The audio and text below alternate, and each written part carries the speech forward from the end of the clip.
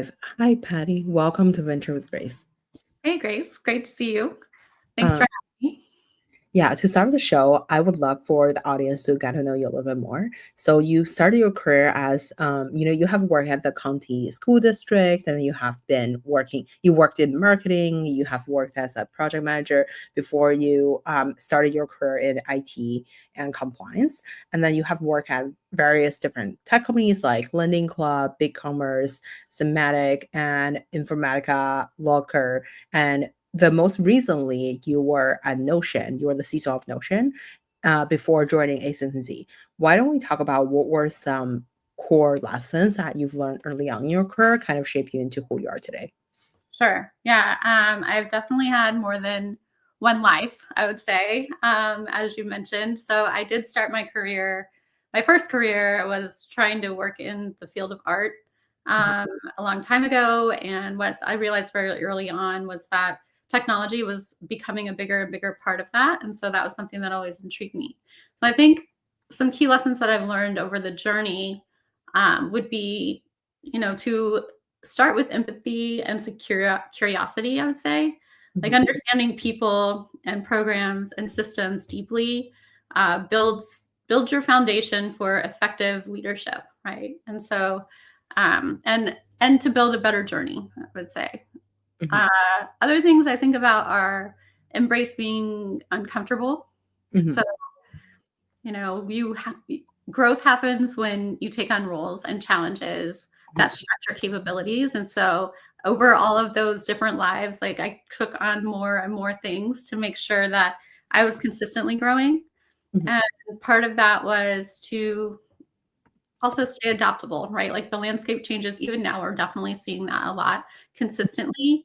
And rigid thinking is a liability. So always being open to new approaches and technologies is essential for growth and learning how to build your career from there. And then probably the final thing is that's been really important for me is building relationships across many different functions because it requires, trust and collaboration as you grow your career in every part of the business. And so you never know who you need to work with or have on a Slack channel or as a phone call at the last minute to try and get something accomplished. One thing I've noticed about your career is I feel like you mentioned, you have to be very kind of taking on new challenge and then embrace the changes and embrace these kind of difficulties to kind of improve yourself. Why don't we talk about, because I think your career from working marketing, working project management, and then later on you transition into compliance, and then not many people would become a CISO. Maybe we could talk about the CISO career. Where do people kind of rise up? And working at a company like Notion, it's a really name brand. I'm sure there's a lot of people. It's a very heavy competition, right? So how do you kind of set yourself apart from these many other candidates who are trying to competing for the similar-ish role?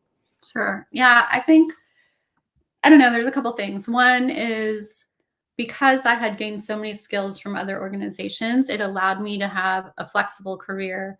And a lot of times in a lot of the roles at many of the places that I was at, I was the 0 to 1 person, whether it was because a company had just gone IPO and they were hiring someone to help fix some of the problems that happen when that, occurs, or being the first person hired at the security program at all.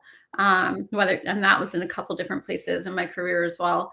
You need to be flexible and be able to leverage the skills that you have, and then think about how to look at the picture in a much larger way to grow that functionality. So I think that that's probably where I would start. For sure. What kind of problem that do you feel like security or CISO typically have? Then also, how do you kind of find the solution? Since you mentioned you kind of have to quickly identify what the problem is and then figure out how to solve it. What was the kind of journey for you to even identify what it is?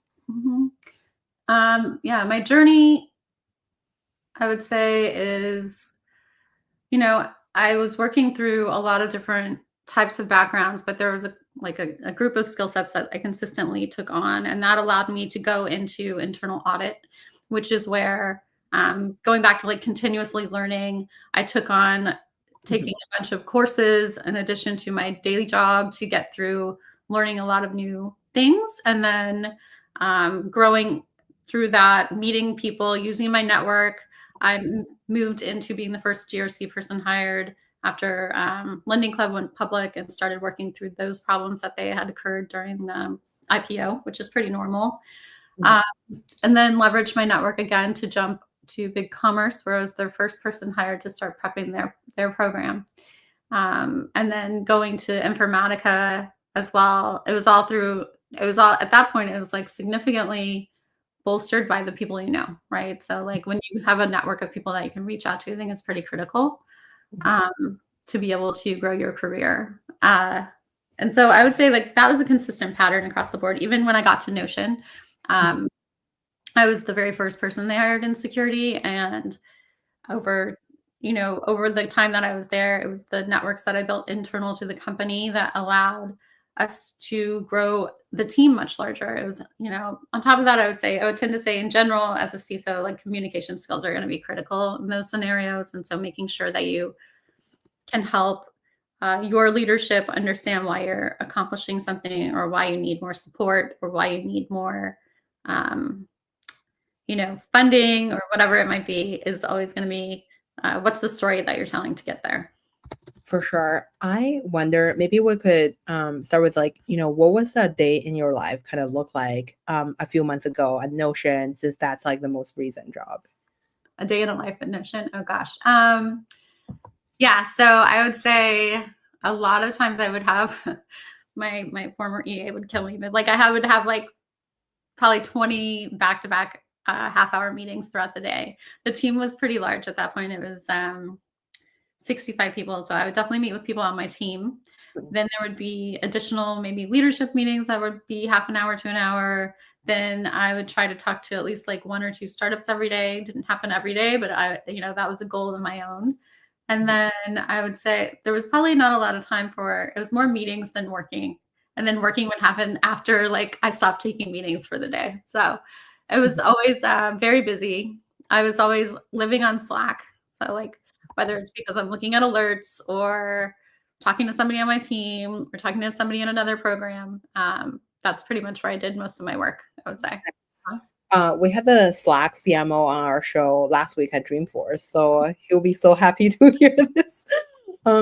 So when you were thinking about like, working like, as a CISO, like what does the work kind of like entail? So like I know that from the startup land, like we always hear that like CISO is a decision maker of purchasing a piece of software. Like, we had like a few CISO on, like, Yusuf, or like, CISO of Datadog was on our pod as well. So like I know that their main thing is like they kind of like decide like what, or like you guys kind of decide which software to use, and how many software are there to be decided each time. Like, and then you can't, the other part is like I'm just curious, like, I did our own like CTO dinner, like a lot of great CTO came, like CTO of like GenSpark was there, Llama Index, and then Hyperbolic, like Anywhere Robotics, a lot of like these hot AI startup founders / CTOs were there.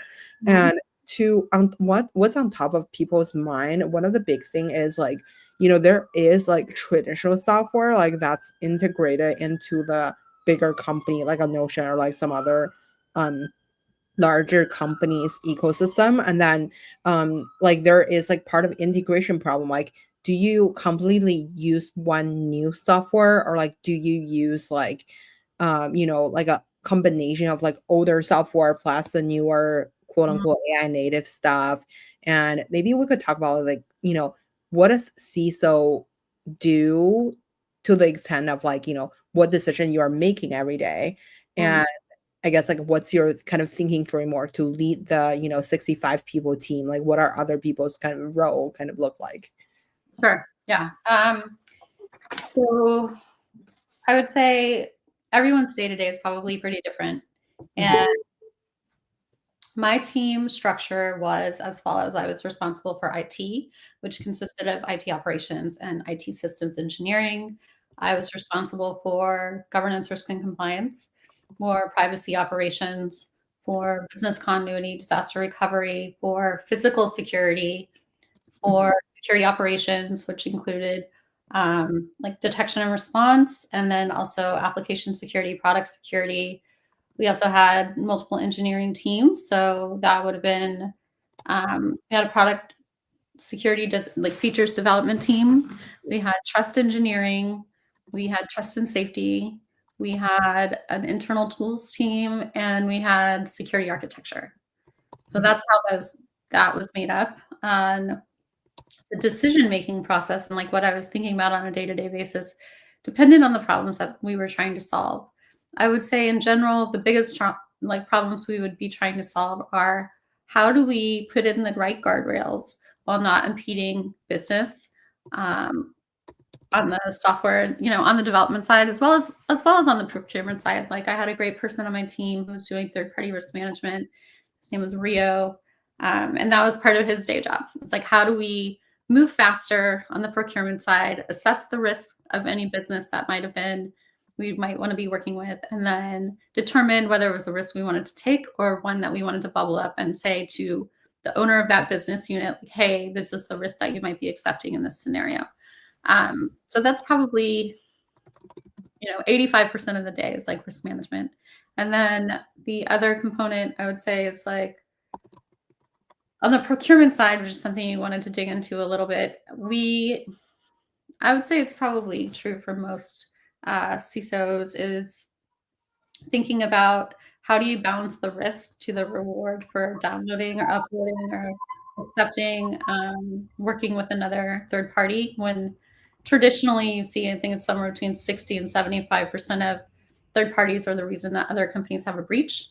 And so how do you wrap your arms around the fact that you're going to be accepting an environment or working in, accepting an environment into your environment that could cause damage because you don't have control? And I would say, generally speaking, most people running security organizations do like to have the majority of the control, which is why you probably have very painful procurement processes.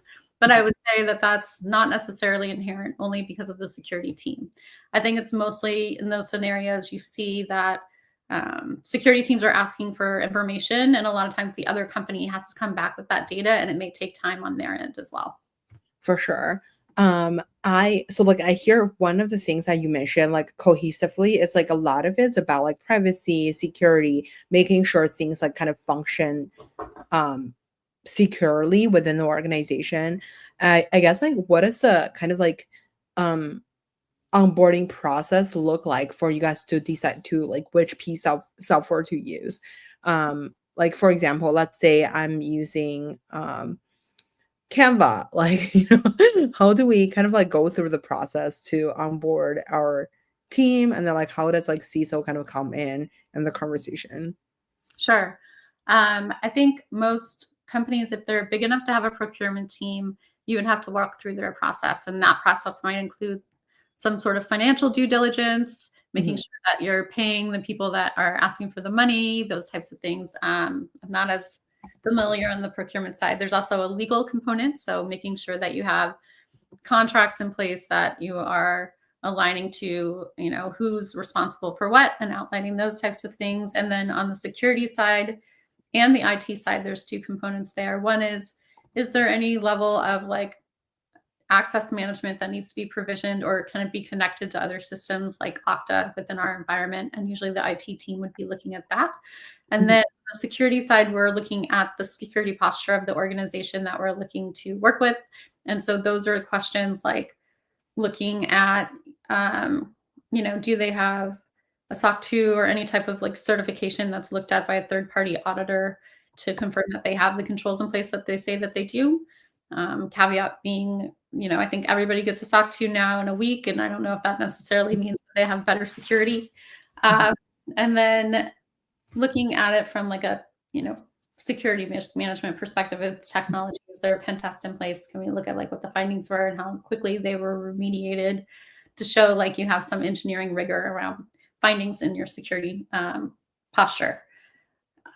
Those are probably the biggest things in that scenario. I think like if there was something that is like literally a one-person company that has knows security and wants to connect to our environment, then a lot of times my philosophy was we have to leverage leaning on our legal team and whatever can be contractually obligated, so that knowing that they probably don't have any of those things, if something happens, then that person in their one person company is still obligated to like have some kind of allow us to have some kind of recourse. So yeah.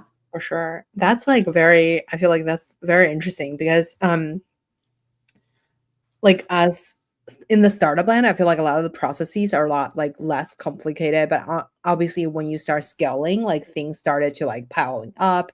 And why don't we talk about like, since you have encountered like so many, I'm sure like a lot of AI vendors or like AI companies, what would you think is like the biggest like threat for like a big company like a Notion, or like formerly like you had like work at Google. So like, what do you think is one of the biggest like security problem that AI have created? And then maybe we'll dive into the AI solution for these problems. Um, I don't think it's just AI, but I think like any new technology, securing the system themselves um, is probably the biggest component of something that you would think about in that scenario, right? AI systems, you're thinking more about like, depending on if you're using like a model within your own technology or not, maybe you're thinking about like prompt injection or data poisoning or um, adversarial attacks that are created using your AI function in your product, and then what's your legal like repercussions from that scenario. There's also some level of like new attack surfaces that could be created in that scenario that traditional security tools are not built for. I think that that's definitely something that we're seeing right now is like there's a new wave of tools coming out because of the fact that there's new types of threats that are being generated. Um, Maybe the other one I would think about is agents, right? AI agents are already acting on behalf of people. And so determining like there's complexities around identity and authentication that probably need to be rethought in that scenario as well. Mhm. Um, and then there's some level of like predictive security, like trying to figure that out in a world where everything is kind of new is becoming real, right? And like, how do you anticipate and prevent attacks before they happen? We Mhm. have had many different frameworks in the past on the security side that have been in place. When you think about building detections, for example, you look at the MITRE ATT&CK framework or any of those types of things. And so, how do you determine what is valid in that scenario? Mm. I wonder, so like I think like I want to double click on one thing that you said about like agent is like I've seen there's like a huge amount of like entrepreneurs started building for like the agent to agent interaction system, like essentially just like you're building a product for agents. So for example, like the agent version of the Stripe, right? So like for example, I think one of the biggest like block or like bottleneck for a lot of the AI agents are they can't swipe your credit card to purchase, let's call it like, a service or like a booking a flight or something, right? So like essentially ChatGPT can help you book a flight, but like you have to put in your own like credit card information and then making sure like it's kind of like going smoothly. So anything related to credit card, I feel like that has been something that like a lot of entrepreneurs are like looking at. I wonder from the agent or like identifying agent or like giving access to stuff like purchasing, like what are some interesting companies or solution that you're seeing in the space? I mean, that feels more like it's on the consumer side. So I'm not necessarily as familiar with something where you would be using an agent to work on your behalf. I mean, there's definitely like browsers like Comet and stuff like that that I think are enabling that functionality as well. I don't see there being a world in like even 2 years where people are not using them already, right? Because it's enabling automation in your own life and enabling you to do other things with your time besides like planning that party or booking flights and like comparing costs or trying to figure out how to do credit card points or whatever else it's going to be. Like I do think that's where the world is going. I don't think I have anything that stands out to me right now that I would um, specifically recommend or know about that I think is better than anything else yet. I think it's very early. in like agents in the consumer space. What about, you mentioned about like the predictive security. What are some companies that you feel like are kind of like on the rise, and like what is the difference between like the past solution versus like the newer version of the solution on like predicting attack? I think we had the company like Impart Security on last week. I think they're also innovating in certain space that's kind of like similar. In predictive security. So I don't know. I mean, I think there's a lot of interesting things coming out on the security operations side that has this functionality that allows people to look at least what we know today as far as current threat frameworks and determine if there's something that may be happening within your environment that needs to be reevaluated. Um, as far as like application security, I think there's some interesting things happening, but that's more guardrails for developers. And yeah, on the infrastructure side, I think that, I think you're still looking more at like detection and response in this scenario. Yeah. I wonder, so like how do you kind of like think about from like a budget perspective? Like I guess like how much of the budget is spending on, let's call it like, uh prevention, and to like, if like, or like you mentioned about like pen testing, or like, security on like prompt injection, and how do you think about like the budget spending on each of like the sub sector? Yeah. I think in general, when I'm looking at spending money, company money, I think about one, how are we bolstering the team? Like when they come and say, I need to spend $170,000 or $250,000 on something new, how does it enable the team to do either better work or different work, especially now, right? There's a lot of ways that you can use agents to augment your team. And so, like, is there a way that looking at the budget, what's my return on investment, essentially, is how I think about it. It's not necessarily looking at the dollars spent. Now, granted, if you're at a bigger company and they just give you a bucket of money and say, figure out how to divide it up, yes, that's probably a different conversation. But when you're in an organization that is actively thinking about and ready to spend the right money on securing your platform, then it's less of a conversation of like, here's the amount of money you get. And it's more like, how do you have the conversation around return on investment? And then how do you show that to your leadership? Mm. I wonder, so like, I guess like, what is the best ROI? Or like, is there like a scorecard of like, we have zero attacks, or like, within 45 minutes, we still attack A, B, and C.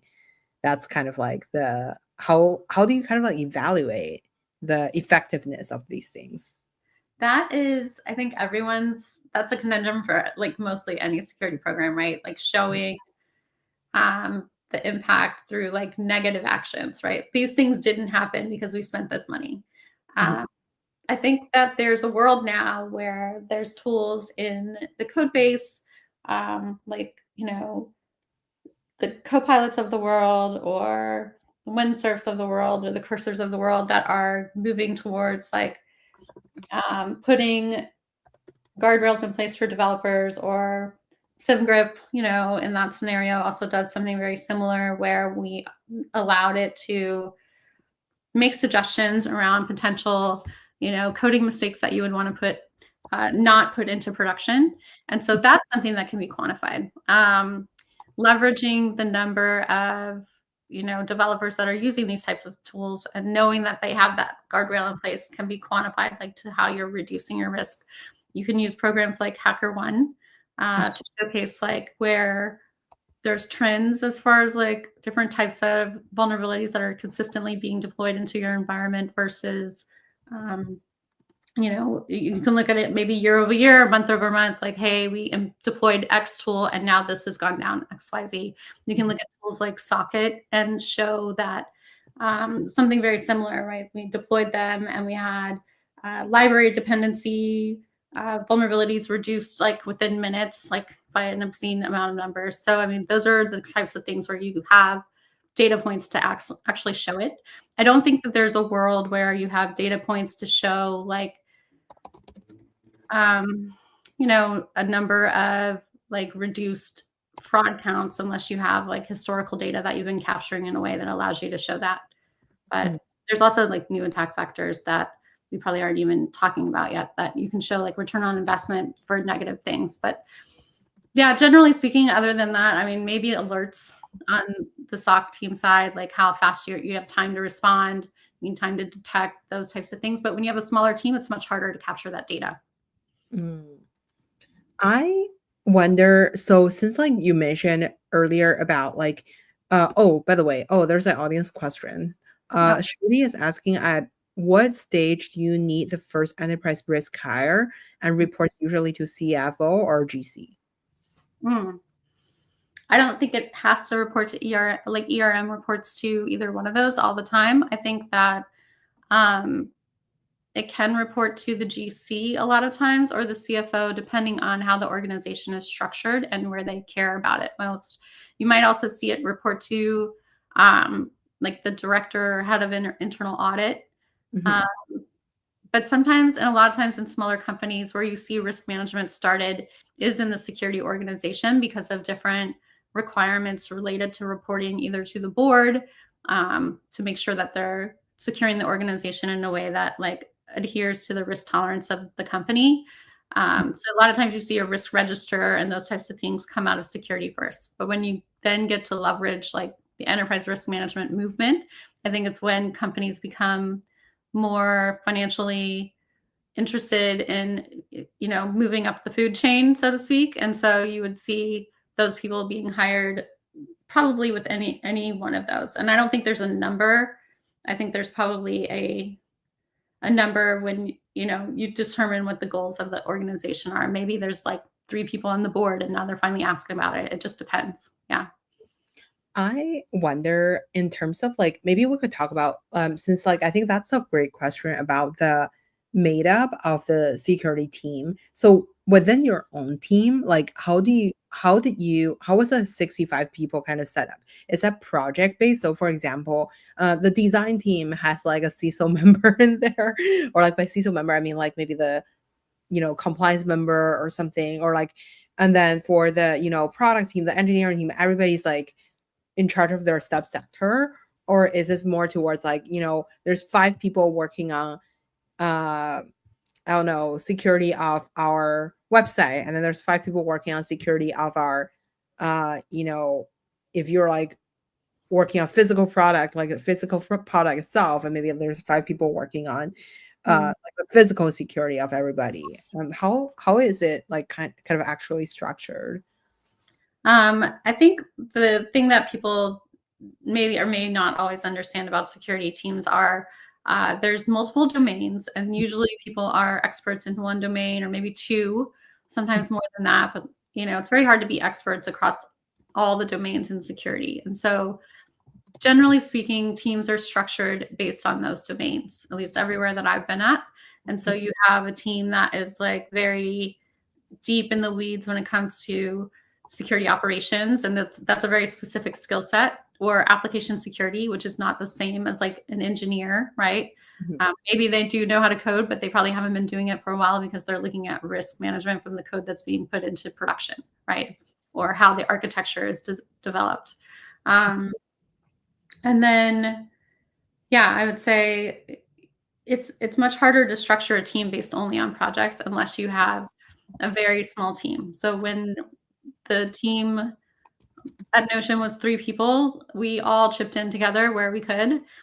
When we had no product security person, right? Like it was myself, and the first hire on security operations was a guy named Dan Pikinen, and his background was purely SecOps. We still, you know, with the knowledge that we had, were able to kind of do like high level application security in conjunction with like hiring different vendors that we would need to support us on some of the more deep dive work that needed to happen, like pen testing. So yeah, I think it really depends.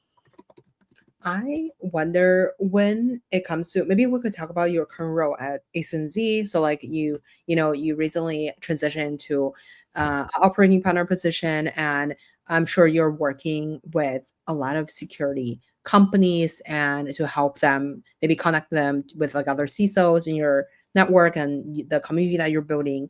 Maybe we could talk about the day to day of like being an operator at a fund versus being a CISO itself. So Mhm. maybe we can start with like what are some interesting security companies that you feel like are really promising? And we don't have to name specific companies. If you want to name, obviously drop the name. But like I guess like what are some like general trends that you're seeing in the security space that's very interesting? Um, okay, so I mean, like, obviously, I think part of the reason I went to Andreessen was because I liked a lot of the security companies that they have in their portfolio, and I think that they have, we used quite a few of them at Notion, and I think they were all some of the best ones that we've come across in the field. I think when it comes to trends across, the security space, I think we kind of touched on it a little bit already, but you know, more specifically, like security teams need to understand how AI is working in their environment and what the decisions are that need to be made by the teams or the applications that we're deploying. So, yeah, I think trends across, the security space in general, like AI is a force multiplier. How do you use it within your own team or within your company? Um, Thinking about, securing AI systems themselves is probably something we need to consider. There's probably something along the lines of, some spaces that I'm excited about are like AI powered threat detection and response, the augmentation of using AI tools for developers, knowing that they'll be getting better over time. And at some point, maybe developers will just oversee the tools doing the work, right? Those are all pretty interesting spaces that the world is moving into in general. Yeah. For sure. I'm just taking those like AI powered threat detection, and like for the detection, I think like within the sub domain, I see a lot of people are doing voice AI.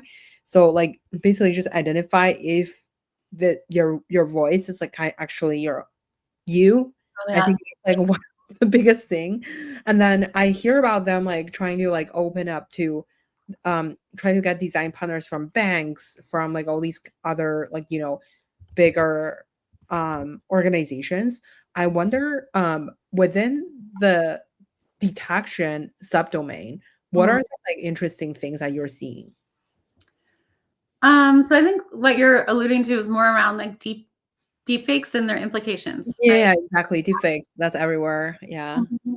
And I think that that represents a real threat, right? It's definitely one of the most challenging threats in the AI era today, Mhm, because it undermines trust as a fundamental level. mhm, So, like, do you know if you're talking to me or my AI right now? And that is proliferating with different tools that are coming out with even more functionality every day. mhm, Um, so yes, I would say you're definitely going to be seeing um, deep fakes used for fraud. We're already seeing that. It was before it was like text messages from your CEO or like, phone calls from somebody impersonating a company, but I think it's going to be at a different scale than it was before. And there's like no more barrier to creating, like to your point, fake audio or mhm, video, like that has just gone away. And so I think in this scenario, detections were kind of in an arms race against like malicious actors, right? So as those tools improve, so does the generational ability to make things that are even more convincing. Um, so I think some type of verification and authentication is going to be critical, and companies need to be thinking about this as it's very high stakes. There's like companies losing money every day in this scenario because like it's so believable now already, and like human awareness is essential. So training in that scenario is going to be critical. But at some point, it really is like a race against like better technology versus like the ability for humans to detect it, right? And so is there like some type of provenance that we need to think of, kind of like how you think of the blockchain and like verification of Mhm. transactions? How do you do that with human transactions in the future? For sure. How would you suggest, so for example, if I'm like a deep well, if I'm like a voice security AI person and then I come to pitch you, how would you suggest me to approach like the CISOs at, I don't know, JP Morgan Bank or like just like any bank or like any sort of like the place that like kind of need it the most? Because when I mention bank, it's like when I chat with the entrepreneurs, a lot of people are trying to sell to like banks because that's like where the most amount of like it's like security at like a very high bar or very high, like very critical basically. So I wonder how would you kind of like suggest them to approach different CISOs or like selling it to these different um enterprise situation? So thinking about like how to sell deep fake technology to, Uh you Maybe know, deep face fake detection tech. technology. Yeah, Yeah. sorry. Um, Or it doesn't have to be this particular, but just like how do you suggest a founder to sell to CISOs?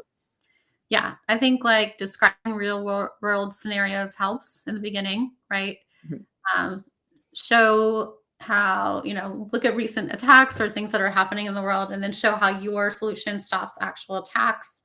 Um, probably prove accuracy and like minimize false positives. Although, like, a lot of people do POCs and they're like, well, this one has, found 5 and yours found 6, but next week it could be vice versa. And so, like, that's not necessarily the only thing that you have to look at in that scenario. So, like, looking at like business impact. So how do they focus on like prevention, brand protection, trust preservation, all of those types of things, and how you handle enterprise scale, right? Like that's definitely something that I think is really critical when you're looking at, let's just say, if we go with our fraud and abuse, like deterrent.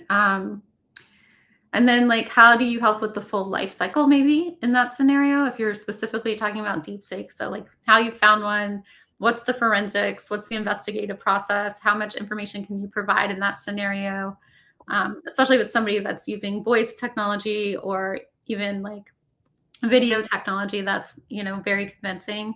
Mhm. What kind of data are you collecting on the back end in case we accidentally did pay someone and we thought it was really the CEO? You know what I mean? So um, those are probably all things I would say at the output that I would be interested in talking more about with those types of companies. Mhm. I want to go deeper into the like I guess like the chain. So like when you're building these like CISO community, like how do you onboard your own company? It's should like for example when you're at Notion, like when a deepfake company or like any type of company trying to pitch you, how should they come? Where should they come from? Should they come from like a team member of yours, or should they come from like your other CISO besties? Like you heard Who about this thing at a who dinner. how do you think about buying? Yeah, how do you think about buying or like the process of selling to CISOs? I think that it's weird because that's a big conversation that I keep seeing come up on my LinkedIn these days. But there's two thoughts that I have in that scenario. One is generally, yes, there's some level of trust across the community. Like, hey, has anybody talked to this company?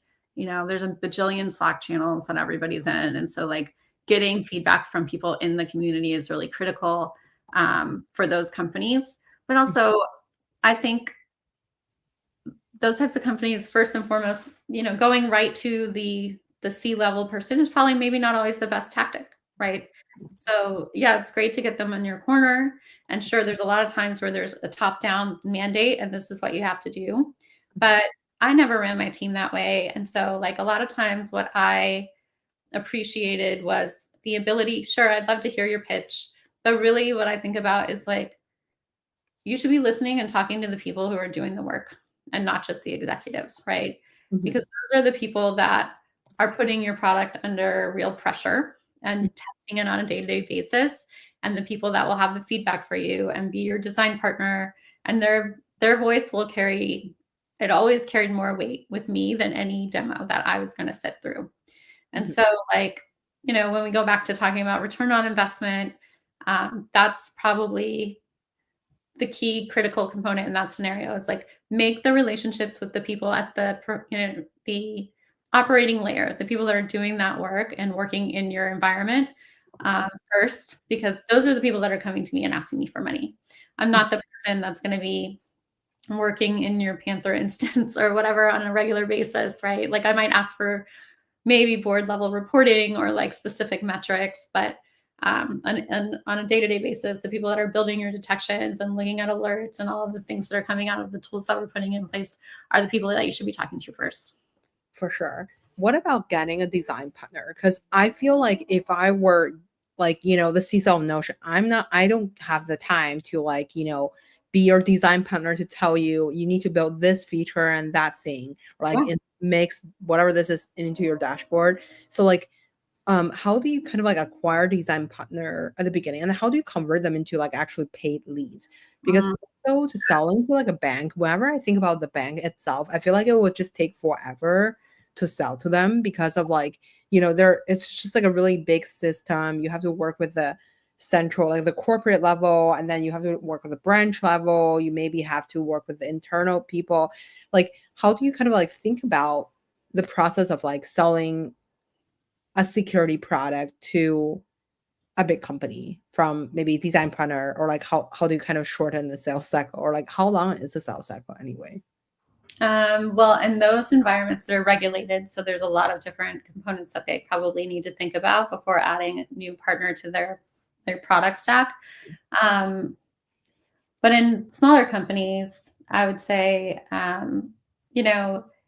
it is about the relationship first and making sure that I think like it's less about sales pressure in the beginning, right? It's more about there's certain people that just really enjoy being part of the life cycle and ecosystem of building out the future of the security community and tech stack. And so find those champions and then work with them. And no, not every time will you be able to turn it into something, but I think the pitch for having a valid design partner is equally as important as trying to find your first customer. And they probably are not always the same person, and you have to be okay with that, and not also pressure the person that's on your design partner team into being like the purchaser. I think it's probably, I don't know what the number is for the times that like, your design partner becomes your buyer. But I think in general, it's more about like making sure if your design partnerships are just not the same as like looking for your buyer. And if you have that as your mental roadmap, then you'll probably be better off. And the second thing I would say is because like the reason part of that is because like there's already a risk involved when you're doing design partnerships if you're allowing this product to connect to your environment and like look at your data and do all these other things. So like you're putting your reputation as a leader on the line in that scenario when you're approving that. But the other thing I would say is when it comes to design partnerships, have a cutoff date. Like say we're going to be here for 9 months or 6 months, and like at that point, reevaluate with the person, like, hey, do you guys still have bandwidth? Is this still valuable for you? How do you think it's going? And like, here's our potential roadmap for the next X number of months. Do you think you can still provide value as we look at building out this functionality? I have a question for you on this. So, these like startups will always be like, hey, we have this design partner, and then they drop like the biggest brand of the world, and then there's like, 5 of them. And how do you kind of evaluate, or these like quote unquote signed contract? Like you sign a contract, like maybe as like a small business owner myself, like I feel like it could end at any point, right? So like it's like not necessarily like, we're gonna sue each other all the time, but like hopefully knock on wood, I don't want to be sued ever. But I'm just saying, like, I feel like these things are like when a startup come to me, be like, hey, our ARR is gonna be blah because we just signed company A. And I feel like how valuable are those when you're evaluating a security startup as an investor these days? I think I don't know that anybody is necessarily saying that their design partnership is valued at X dollars unless there's some kind of commitment there. I don't think that would be the right way to go about getting people's confidence in your business. So Yeah. I think Yeah. Sorry. Keep going. I think that if you're saying like, they're saying, oh, we have a partnership with, the Microsofts of the world or whatever for the design partnership, it's not necessarily, I think, I don't know. My perspective is I don't necessarily believe that that's going to lead to revenue, but maybe it will. For sure. What about like, so like, I mean, do you feel like it's good to sell to a big company or like brand logo at the beginning is good? Mhm. Or do you feel like we should land a bunch of smaller company to get some sort of like design partnership and then also like quicker Yeah. turnaround in terms of like revenue cycle? How do you think about that kind of stuff? Um, well, I think it depends on your ICP, right? Who's your ideal customer? Um, and so if you're building an enterprise product, then yeah, you want to have enterprise design partners and you want to have enterprise buyers. But is an enterprise to you 500 people? Is it 1,000 people? Is it 5,000 people? Like, where does that number start? Some companies that start at smaller levels, like, hey, we're only selling to 100-person companies, and then they go up the stack that way, Mhm. uh, might differentiate like what they consider an enterprise customer. Maybe it starts at 800 people, right? Just because of how they can scale and what they can support. So I think it's very dependent on who your ICP is. Mhm. What about like the client acquisition speed and the contract size? So you mentioned like, if you're doing like 170K or like 250K contract, like is that big in the like in the security world, or like is that like medium, or like how how frequently does these kind of like size contract exist? Well, I think it depends on what your product is and like, are Mhm. you hosting my data or am I hosting my data? Like, it's one thing to have your data hosted by a third party. And then let's say you have a data lake there, right?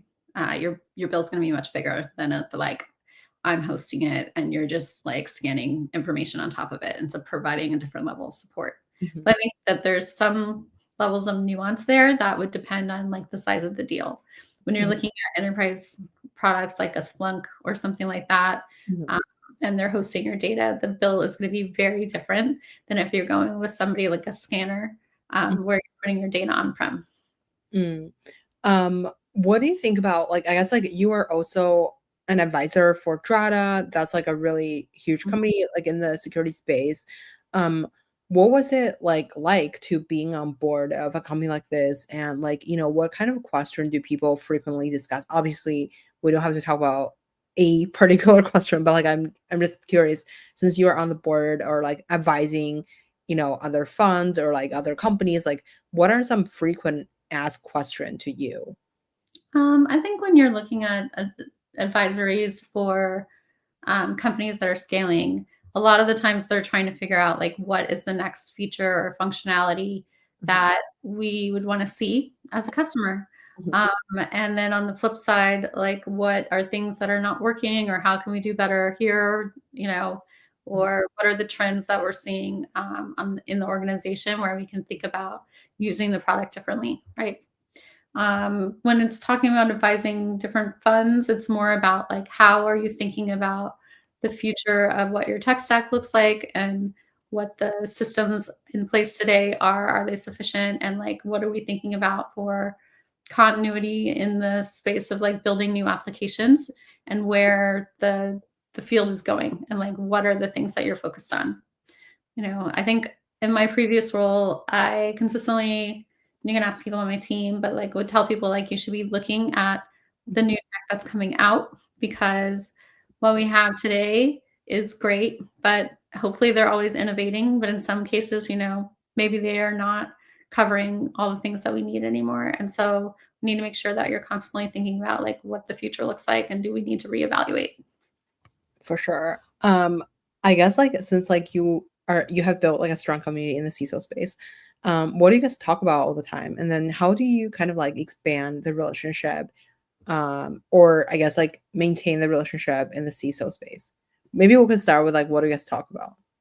I think people in general, just like any other role, you talk about things that are commonalities across your business units, right? Like we're seeing this, we're seeing X. Oh, did you see this breach, or what happened to these people? Or hey, Mhm.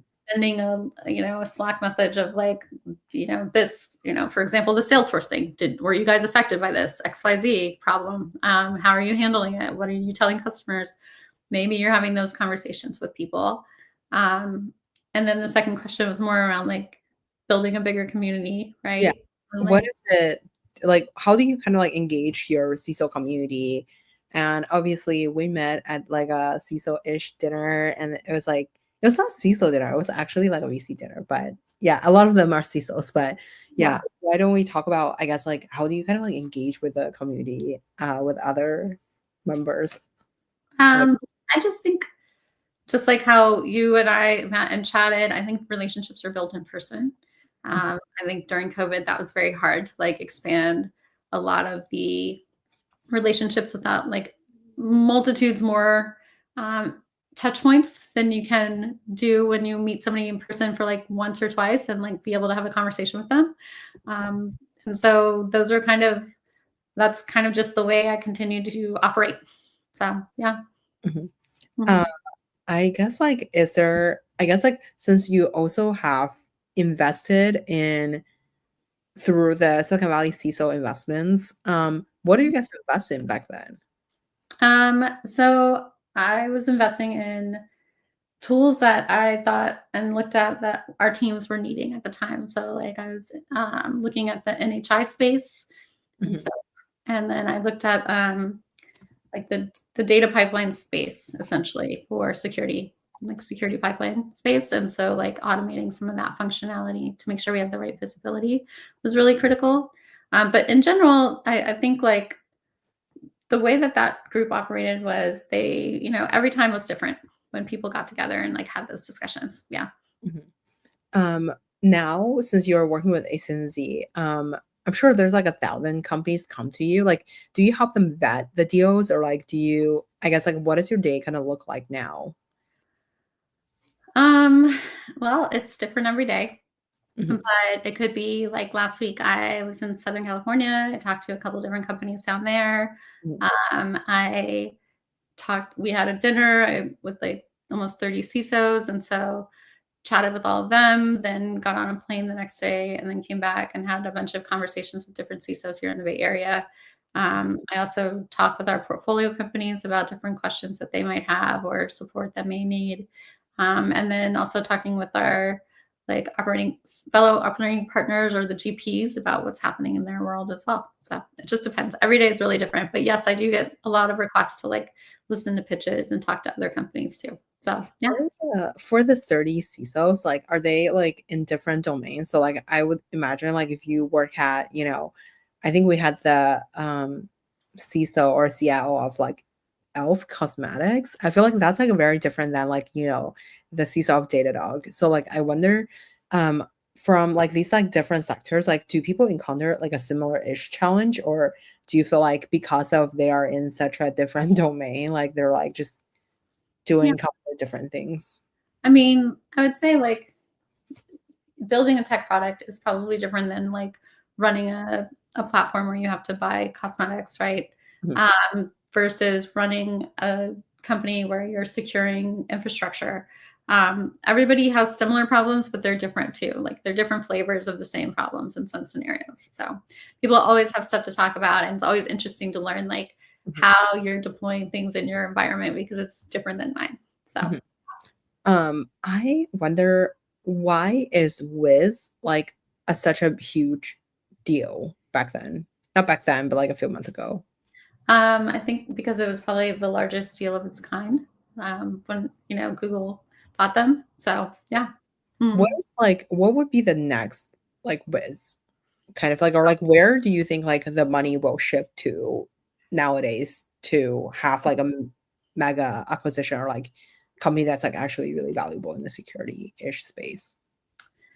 I am not good at speculation, so that's like a very challenging question to ask. There's so many things that are happening in the security space, so it's very hard to predict. But I mean, like I think in general, the AI space is where everything is happening right now. Yeah. Mhm. How I guess, like, how do you evaluate the valuation of a security company? Like, do you, would you, like, actually calculate, like, like, if, like, 5 of my friends, X, Y, and Z, all, like, become customers, like, and then are they, like, sticky? So, like, for example, yesterday I was chatting with a founder that, like, who was building in the hospital space. They're like, in the hospital space, like, when you are onboarding as a vendor, you can sell to all different stacks within the hospital ecosystem very easily because the customer slash hospital never switch vendor. But Mhm. how do you think about like the security space? Do you feel like you can sell it once and then like expand into like 5 different security area, or do you feel like it's a safe for me to like consider like my recurring revenue next year? I mean, most security tools are fairly sticky, right? They're very difficult to deploy. You sometimes have to have specific skill sets to like put them in place. So yeah, I don't see a world where it's that easy to like rip and replace them. Mhm. Um, and there are people that go to new organizations and do that anyway. And in that scenario, like I mean, I've definitely talked to people about like, hey, we're realizing like when the CISO leaves a company, the new one comes in and they hate half the things, they're gonna rip everything out. Mhm. How do you become more sticky? And I think in that scenario, you really have to have the team. That's why you need, like going back to a part of our conversation earlier, like that's why you need to have the relationships that you have with the operating layer, right? The practitioners, so that they can defend like why you're choosing to stay on some sort of tech versus like moving to something else. Mm. For sure. I wanna be mindful of the time. Maybe we do, like, a quick fire round. What's your favorite book? Well, I just right now I think I've just read Unreasonable Hospitality, and I thought that that was really great. What is it about? It's about how they built out.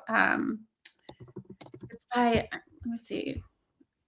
I wrote it down earlier in case you asked me this because I had a Oh my god. hunch that you're going to ask me questions like this. So, by Will Kiardara, and he is the husband of the woman that does I think, the milk bar in the city, and it's for the restaurant that was like the what were they? Like 54 Park or something like that. I don't know. They were vegan for a long time, and now they're not a vegan restaurant anymore. But they're still a Michelin star restaurant. Wow, that's so interesting. Who made the biggest impact in your career? Mm, I would say probably a guy named Azar Abbasi. What did he do? He was like the person that was a really good mentor to me, like through working at Symantec and then beyond. He was there for a little bit and then he went to work at the Federal Reserve. Mhm. Yeah. Uh, who would invite to your dinner party? I would invite, I feel like everybody says Oprah. I would invite, I probably would invite, I don't know, maybe Metallica. And I would Oh, invite, Metallica has a concert last week at the Dreamforce. yeah, and I just saw them this summer too, so that was a good show. And I would invite let's see, like an artist, musician, and maybe an author. I don't know. I'd have to think about it. Where can we find you outside of work? Hanging out with my kids. Love that. Well, Patti, thank you so much for coming on the show today. It was like such a master class in security AI slash CISO community. I think this is such a black box because like, I feel like obviously like all the software are sold to different companies and then like CISO has like a really huge buying power. And yeah, I feel like this is like a very needed conversation for like especially people who are selling in the security space. Absolutely. Well, thank you, Grace, and good to see you. And I'll see you again soon. Thank you. Okay, let me quickly end stream.